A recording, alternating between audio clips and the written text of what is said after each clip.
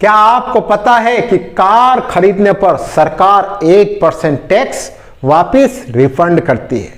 लेकिन आपकी जानकारी के लिए मैं बता दूं, 90% लोगों को इसके बारे में जानकारी नहीं है।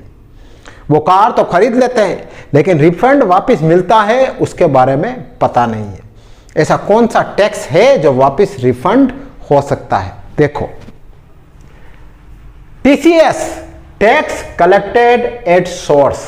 ये टैक्स ऐसा है कि ये सरकार वापस आपको रिफंड करती है। जब आप कार खरीदते हो तो कार की प्राइस, शोरूम प्राइस, इंश्योरेंस सारे इनवॉइस में जुड़ जाते हैं। उसमें से ये एक टैक्स ये भी जुड़ जाता है जो सरकार 1% आपसे लेती है।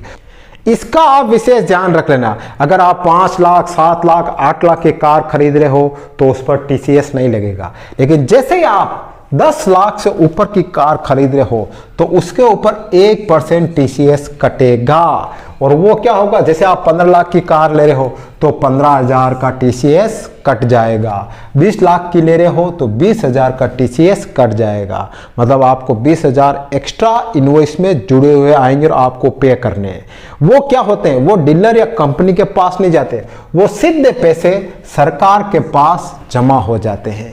यूं कहे तो आपके जो पैन कार्ड होता है उसमें वो राशि जमा हो जाती है।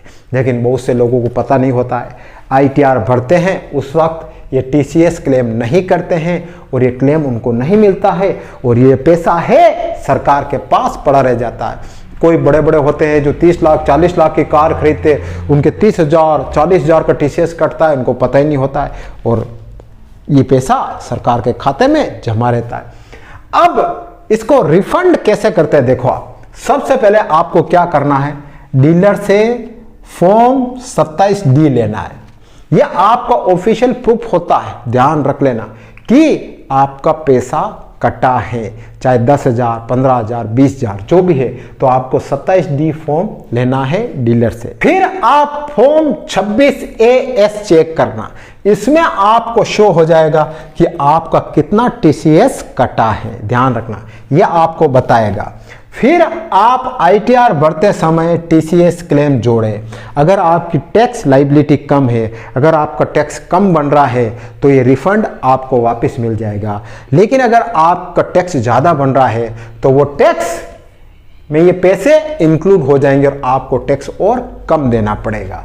और अगर आपकी टैक्स लाइबिलिटी कम है, आपका टैक्स आपका कम बन रहा है, तो आप क्लेम करें, ये पैसा सीधा रिफंड होके आपके बैंक खाते में आ जाएगा।